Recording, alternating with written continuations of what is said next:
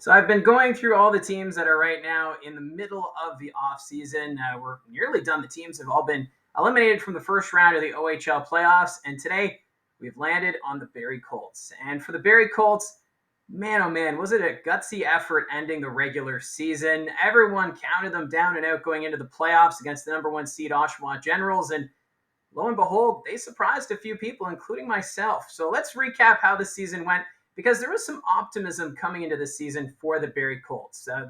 They did lose some key players from their lineup, including Brant Clark, Ethan Cardwell, Evan Vierling, but they still had a pretty good lineup where it looked like they had a really good core, and they picked up Riley Patterson, who was electrifying in Tier 2, so he was going to see if that could carry over into the OHL. Edward Chalet, who arrived after being drafted in the first round by the Seattle Kraken. So there was some excitement going into the 2023-24 OHL regular season. And they did get off to a bit of a good start, although injuries kind of derailed the optimism. Right away, they lost Anson Thornton. He suffered an injury while at camp with the Arizona Coyotes. Boaki then suffered that season-ending shoulder injury. Jacob Frasca was out for about a month with a hip problem after taking a hit in the game against Ottawa. And it just seemed as though they weren't getting the bounces and things just weren't going their way. And then at the OHL trade deadline, the Barrie Colts, they were on the outside looking in the playoff picture and ended up trading away some key players, like trading away fan favorite Connor Punnett. He ended up going to Oshawa. Edward Chalet, who everyone was excited to have joining the Barrie Colts, he ends up being moved to Kitchener along with Olivier Savard, and it just seemed as though this team, nobody really figured this team would make the playoffs. They were kind of considered down and out. Even Brendan Sarazotti, who the Colts traded for with the Sioux Greyhounds, he didn't even want to report to the Barrie Colts. So with all that going on, there seemed to be a bit of a spark in this group. And I think it starts with Thomas Stewart, who they acquired from the Oshawa Generals, and Bo Jelsma being named captain. He decided to put this team on his back, and boy, oh boy, did he ever get the most out of this Barrie Colts team, because everyone at that point kind of figured, like I said, Barrie was not likely going to win many games. They were even struggling on the road. The road was not kind at all during the season for the Barrie Colts, although on home ice, this team at the Saddlin Arena, they would compete against some of the top teams in the league. They got a win at home against the Sioux Greyhounds, forced overtime against the Kitchener Rangers, gave a bit of a scare to the Saginaw Spirit, and also got big wins against Sudbury and North Bay during the regular season. So on home ice, this Barrie Colts team showed some potential, and that potential would get them into the 8th spot in the Eastern Conference standings. Obviously, the Peterborough Petes, they dropped after trading away a lot of their pieces, and Barrie able to take that spot.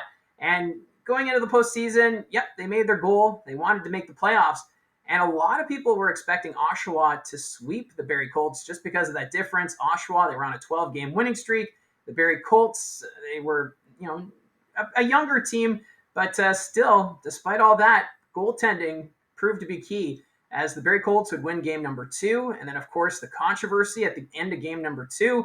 So the Barrie Colts, they could have easily been up 2-0 in that best-of-7 series coming back to the Saddlin Arena, but it was the split, and that series would end up going 6 games. So a very gutsy effort by this Barrie Colts team, and really, I think this is a promising sign for this team going into next year, because a lot of these pieces, they're going to be back, and they've got a lot of growth, and with Sam Hillebrandt in net, good goaltending takes a team a long way. So let's look at the top scorers from the regular season. Bo Jelsma, he led the way, 37 goals, 44 assists, 81 points. Riley Patterson in his rookie season, 29 goals, 33 assists, 62 points. We haven't heard who the rookie of the year is yet this season, but you have to figure Riley Patterson must be in contention against probably the likes of Carter George or Ryan Robrick. But still, great year by Riley Patterson to be second overall in scoring on this Barrie Colts team. Third in scoring, Cole Baudouin, who had a breakout year, 28 goals, 34 assists, 62 points. Expect to hear Cole Baudouin's name called in the first round of the NHL draft in June. And then you've got Ty York, 17 goals, 32 assists, 49 points. He fit in quite nicely with Patterson and Baudouin on that line. Keishon Aitchison, 8 goals, 31 assists, 39 points. Ronak Jodwen, the speedy forward, had 13 goals, 16 assists, 29 points. It's really too bad that Jodwin suffered that injury at the end of the regular season. He didn't play any playoff action with that shoulder injury, so really too bad. It would have been exciting to see what Jodwin could have done in that playoff against the Oshawa Generals. And then you have Bodie Stewart. He was picked up the beginning of the season in that trade with Saginaw, which sent Braden Hachey to the Spirit, and Stewart came back to the Barrie Colts. And Stewart, 13 goals, 13 assists, good for 26 points on the year. Eighth in scoring was Zach Weigel, 18 goals, 7 assists, 25 points. Weigel had a great playoff for the Barrie Colts. I think he ended up leading the team in points for the playoffs against the Oshawa Generals. And then Thomas Stewart, the big pickup from Oshawa at the trade deadline, 8 goals, 17 assists, 25 points. And then rounding out the top 10, Kyle Morey, who came over from Kitchener. He had 7 goals, 18 assists, good for 25 points. So those are the scores. But in the goaltending front, Barrie had a really good goaltending tandem this year. Sam Hillebrand, a record of 16, 15, and 2, a 3.67 goals against average, and an .899 save percentage. And then the backup goaltender, Ben West, he had a record of 12, 20, and 2, 4.22 goals against average, and an .888 save percentage. So considering Hillebrand was a free agent signing, he's been everything that the Barrie Colts could ever wish for. And even at the start of the regular season, we were kind of expecting Anson Thornton to come back from Arizona and take that top job, which then would have meant Ben West would have been the extra overager and would likely not have been playing right up until the playoffs. So because of the injuries, the goaltending was kind of forced upon the Barrie Colts, but Hillebrand and West, they made the best of their situation and gave the Barrie Colts a chance, especially in that stretch run, to make that final playoff spot in the Eastern Conference standings.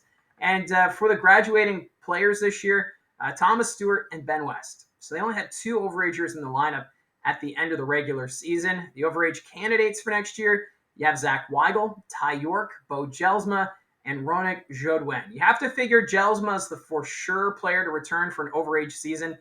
But between Weigel, York, and Jodwin, I think it's going to be some tough choices there for Marty Williamson. But at the same time, all 4 candidates are forwards. So you almost have to wonder if a move will be made.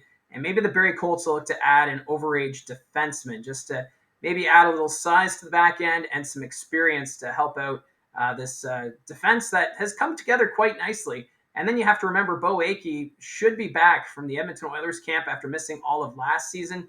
But if Bo Akey doesn't return, then for sure you're going to want that overage defenseman. But at this point, I think it's likely that Bo Akey will be with the Barrie Colts next season. So this Barrie Colts team, they also did pretty good at the OHL draft. They had the 5th overall selection, and they went with Parker Vaughan. He played with the Elgin Middlesex Canucks last season. He's kind of got a similar build to Cole Beaudoin. He's 6'1", 173 pounds. He had 23 goals last season and 49 points in 30 games. So it's going to be interesting to see how Vaughn handles that transition to the OHL level. But really, for Vaughn, he can look at a player like Cole Beaudoin as an example of what needs to be done to have success and to get noticed as you prepare for the NHL in a couple of years. So I do like where the Barrie Colts are going right now. I do expect this team to maybe make a couple of moves to look to add.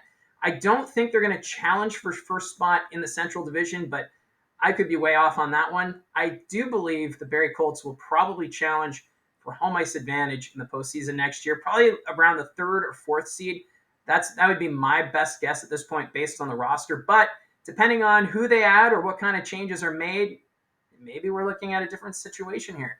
You just never know with the Barrie Colts, and it is going to be exciting, I think, going into next year as this team a year older and a lot of players coming back, which is always good news for a team in the junior hockey circuit. So that's how I see it from the booth.